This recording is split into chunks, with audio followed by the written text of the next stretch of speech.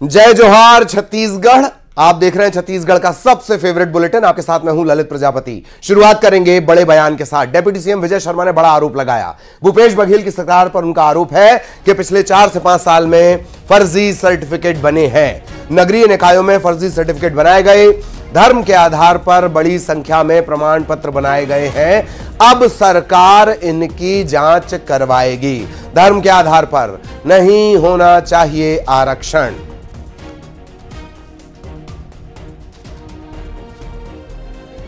ये तो गलत है। धर्म के आधार पर आरक्षण नहीं होता है और जिस धर्म में जाति की व्यवस्था नहीं है वहां पर जाति की व्यवस्था आप कैसे ला दे रहे हैं। और मैं आपको एक बात और कहना चाहता हूं, मुझे कल पता चली है बातें कि छत्तीसगढ़ में भी विगत 4-5 वर्षों में बड़ी संख्या में नगरीय निकायों में ये प्रमाण पत्र बनाए गए। और सीधा आपको रायपुर लिए चलेंगे। सहयोगी युगल तिवारी इस वक्त हमारे साथ जुड़े हुए हैं। युगल, फर्जी सर्टिफिकेट बनाए गए, सरकार जांच करवाएगी। युगल।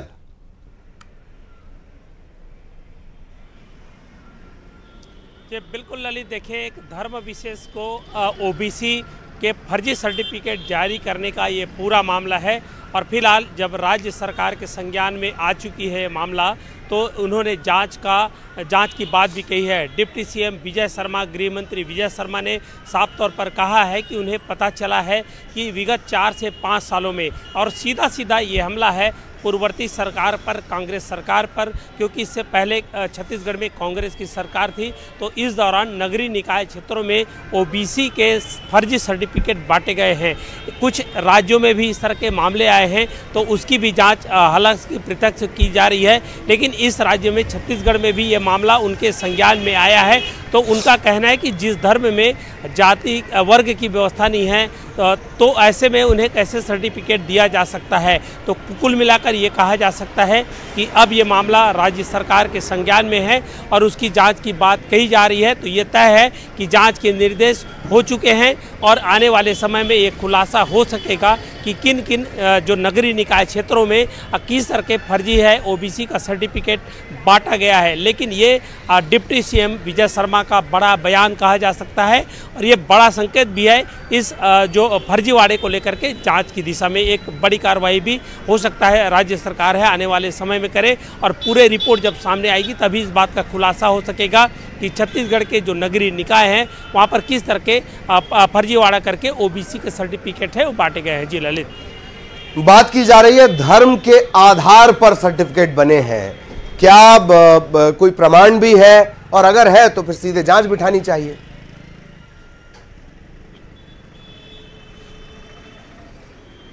देखिए ललित, जब राज्य सरकार के संज्ञान में आए हैं, गृह मंत्री खुद डिप्टी सीएम विजय शर्मा यदि कह रहे हैं कि कल ही पता चला है कि इस तरह के मामले छत्तीसगढ़ में भी मैं युगल आपको रोकना चाह रहा हूं। दरअसल इस वक्त हमारे साथ अभय नारायण साहब जुड़ गए हैं कांग्रेस से। अभय नारायण साहब, गंभीर आरोप, धर्म के आधार पर 4-5 सालों में नगरीय निकायों में फर्जी सर्टिफिकेट बने हैं। विजय शर्मा कह रहे हैं जांच करवाएंगे। देखिए, जो कुछ पूरे देश में खेल हो रहा है, नरेंद्र मोदी जी और अमित शाह कर रहे हैं उस खेल को। भारतीय जनता पार्टी चुनाव में धर्म का उपयोग कर रही है। जो बंगाल में खेल खेला जा रहा है, उसी खेल को लेकर छत्तीसगढ़ और सब जगह की बात हो रही है। मैं विजय शर्मा जी से कह रहा हूँ, चैलेंज कर रहा हूँ कि मध्य प्रदेश में जो सर्टिफिकेट बने भारतीय जनता पार्टी के राज में, रमन सिंह के राज में जो 15 साल सर्टिफिकेट बने, उसकी भी जांच करवा ले कि अगर 15 साल में कोई सर्टिफिकेट बने तो उन्हीं जातियों के भूपेश बघेल सरकार में बने या उससे कोई अदर जाति की बनाई गई। अगर जांच करवाना है तो 15 साल रमन सिंह सरकार के जो सर्टिफिकेट बने ओबीसी के, उसकी भी जांच करवाई जाए। फिर 5 साल की जांच करवाई जाए, मध्य प्रदेश में करवाई जाए, गुजरात में करवाई जाए, जहाँ भारतीय जनता पार्टी के सांसद है शासन है, पूरे प्रदेशों में कराया जाए। ये एक चरण का चुनाव और बचा है।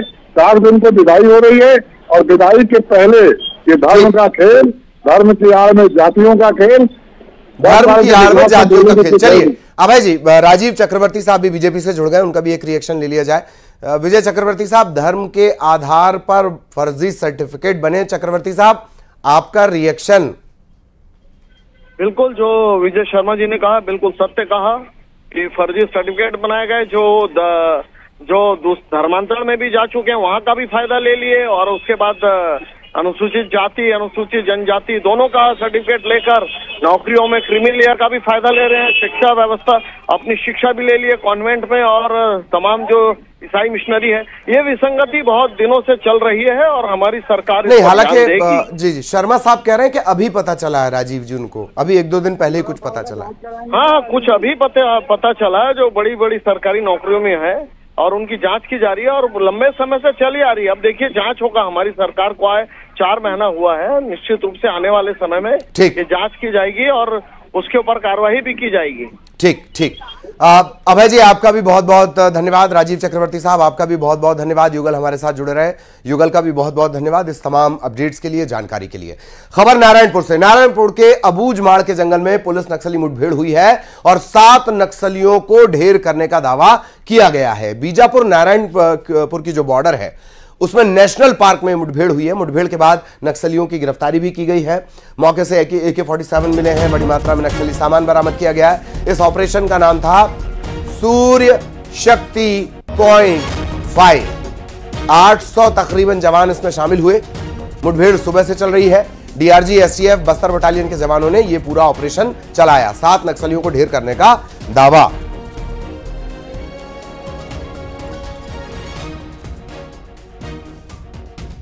तो सुबह से यह ऑपरेशन चलाया गया है। सीधा आपको लिए चलेंगे, सहयोगी श्रीनिवास इस वक्त हमारे साथ जुड़े हुए हैं। श्रीनिवास, क्या कुछ अपडेट ऑपरेशन सूर्य शक्ति .5? श्रीनिवास जी बिल्कुल, एंटी नक्सल ऑपरेशन के तहत आज जवानों को बड़ी सफलता हाथ लगी है।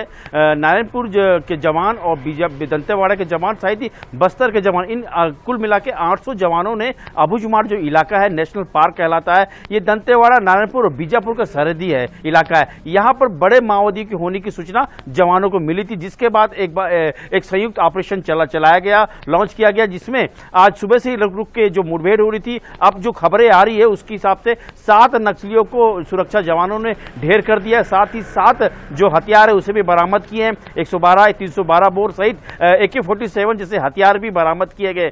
जो 7 नक्सली मारे गए हैं वो वर्दीधारी बताए जा रहे हैं, और वर्दीधारी होने का मतलब यह है कि बड़े ओहदे के जो पद में रहते हैं, इन्हें ढेर किया गया है। फिलहाल जो 800 जो जवान है वो जंगल में है और पूरी इलाके की सर्चिंग अभी फिलहाल कर रहे हैं, और जवानों के लौटने का इंतजार सुरक्षा महकमा कर रहा है। तो कह सकते हैं माओवादियों के ऊपर एक बड़ा प्रहार आज फिर एक बार सुरक्षा जवानों ने किया है और 7 नक्सलियों को ढेर किया है। जी चलिए, बहुत बहुत धन्यवाद आपका इस तमाम जानकारी के लिए। और सहयोगी श्रीनिवास विस्तार से जानकारी दे रहे थे।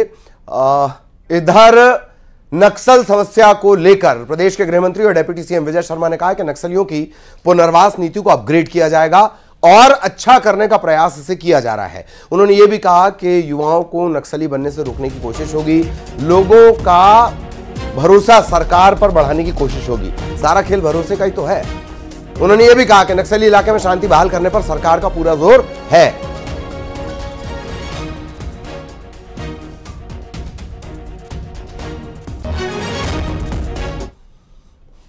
और नक्सल पुनर्वास नीति सुझाव पर अब सियासत शुरू हो गई है।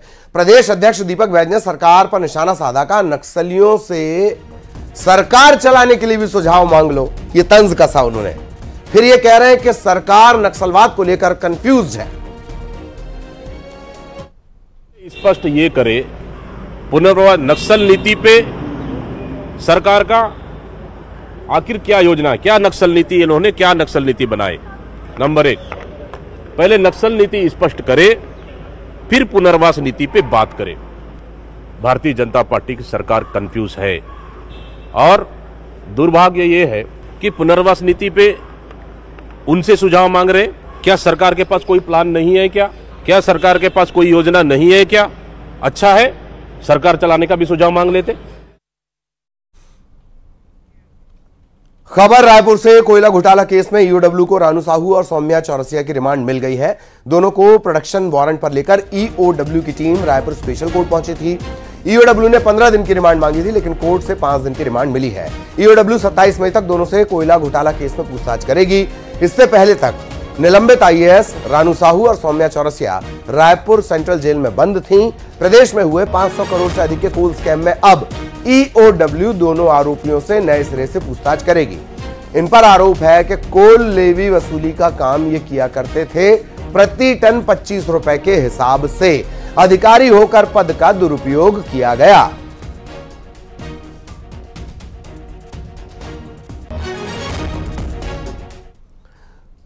और अब रायपुर से बड़ी खबर, महादेव सट्टा केस के आरोपी की पेशी हुई। बर्खास्त आरक्षक को कोर्ट में पेश किया गया है। ईओडब्ल्यू ने अर्जुन यादव को पेश किया। 8 दिन की रिमांड खत्म होने के बाद यह पेशी हुई थी।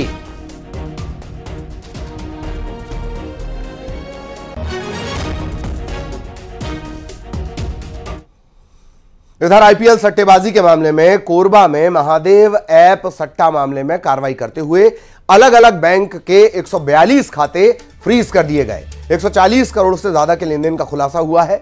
40 लाख रुपए बैंक में फ्रीज किए गए। बलौदा बाजार में सट्टा खिलाने वाले 9 आरोपी गिरफ्तार किए गए। सट्टा पर्ची लिखते हुए इन्हें रंगे हाथों दबोचा गया है। 58,000 का कैश बरामद हुआ है। पुलिस ने एक साथ कई गांवों में दबिश दी। लटुआ, मोहतरा, यदु खमरिया, यहां पर यह पूरी कार्रवाई की गई है।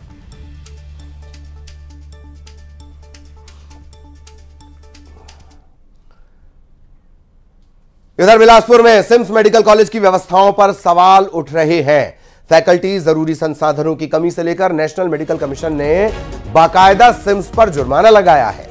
कमीशन ने 2 महीने में जरूरी व्यवस्थाएं पूरा करने के लिए कहा है और ऐसा नहीं होने पर कहा गया है कि मान्यता रद्द कर दी जाएगी। सिम्स पर नेशनल मेडिकल कमीशन ने 3 लाख रुपए का जुर्माना लगाया है।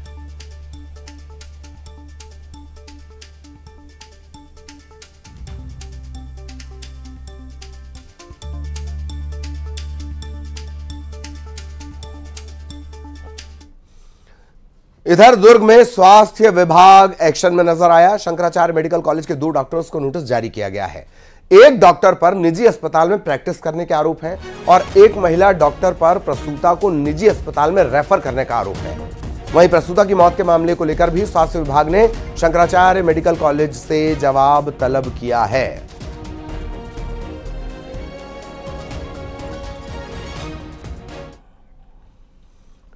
इधर बिलासपुर में न्यूज 18 की खबर का बड़ा असर हुआ। खून की कमी की खबर दिखाए जाने के बाद ब्लड के लिए समाज सेवी संगठन आगे आए हैं।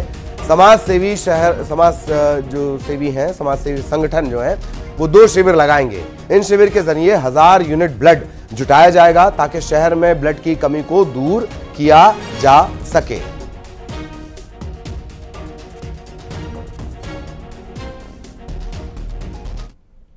के द्वारा एक खबर प्रकाशित हुई थी जिसमें ब्लड बैंक में ब्लड की बहुत कमी देखी गई थी। तो पायल एक नया सवेरा वेलफेयर फाउंडेशन बिलासपुर पुलिस के संयुक्त तत्वाधान में आज IMA हॉल में ब्लड डोनेशन कैंप का आयोजन किया गया है। और वो न्यूज़ देखने के बाद SP सर से मेरी मुलाकात हुई जिसमें सर ने भी अपनी सहमति दिखाई कि ये ज़रूर होना चाहिए क्योंकि ब्लड बैंक में बहुत कमी है ब्लड की। इधर रायपुर में चल रही सफाई कर्मियों की हड़ताल आखिरकार खत्म हो गई, लेकिन सफाई कर्मी से बीजेपी पार्षद के बेटे की मारपीट पर विवाद लगातार जारी है। महापौर एजाज ढेबर से कांग्रेस के पार्षद मिले हैं। महापौर एजाज ढेबर ने SP से मुलाकात की है। बीजेपी पार्षद छाया पर एक्शन लेने की मांग की गई है। कल की घटना जो सफाई हमारे जो मित्र है उसको कल मारपीट की गई भारतीय जनता पार्टी के छाया पार्षद के द्वारा। वो वहाँ पर चुनाव लड़ चुके हैं, उनके पुत्रों के द्वारा वहाँ मारपीट की गई। जिस तरीके से उसको मारा गया तो कल हमारा कार्य पूरी तरीके से बाधा रही। कल कहीं पर भी पूरे शहर में कल कचरा नहीं उठा और आज भी आधे शहर में कहीं पर भी कचरा नहीं उठा है। तो कर्मचारी हड़ताल पे चले गए थे। कल मैं उनसे जाके बात करके कल मैंने कम से कम आधे शहर में मैंने काम चालू कराया, मगर क्योंकि वो भारतीय जनता पार्टी का छाया पार्षद का बेटा है और उस तरीके। रायपुर में हुई है पिता पुत्र के साथ मारपीट। देवपुरी में 6 से 7 युवकों ने मारपीट की है। पेट्रोल पंप से जब ये पिता पुत्र लौट रहे थे तब इन पर यह हमला कर दिया गया। पत्थर और लात घूंसे से इन्हें पीटा गया।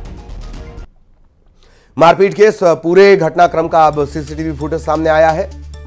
टिकरा पारा पुलिस इस पूरे मामले की पड़ताल कर रही है। पीड़ित बुद्धसेन शिव दुबे इन्होंने थाने में शिकायत भी दर्ज करवा दी थी।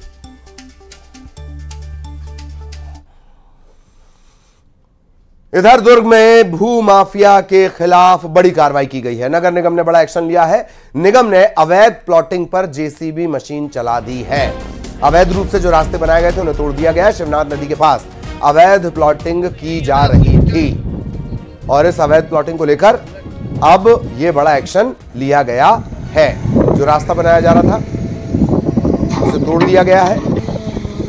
भू माफिया के खिलाफ बड़े एक्शन के तौर पर इसे देखा जा रहा है।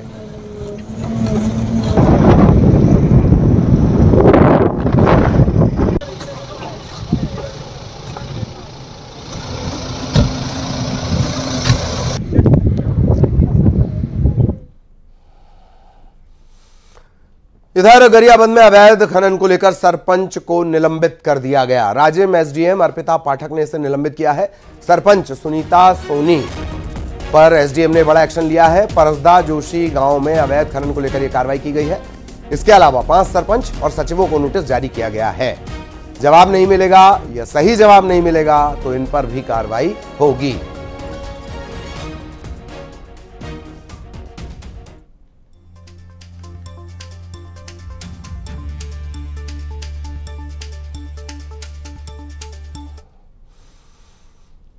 इधर देश भर में पड़ रही भीषण गर्मी के बीच ट्रेन का सफर यात्रियों के लिए मानो मुसीबत का सबब बन गया है। छत्तीसगढ़ से होकर गुजरने वाली दर्जनों ट्रेन लेट चल रही हैं।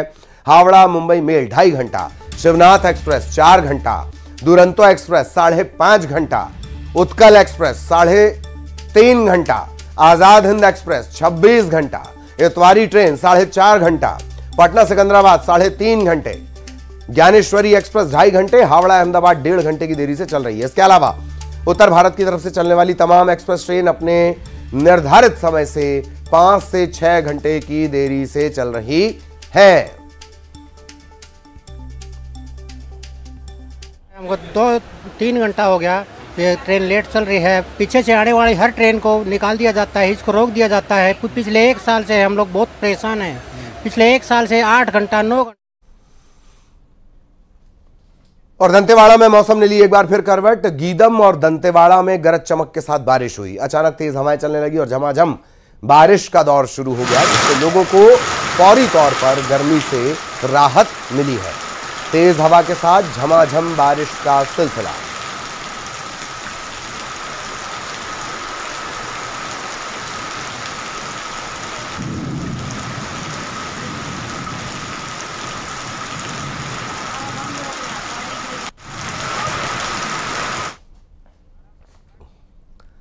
और अब आपको दिखाते हैं टॉप 20।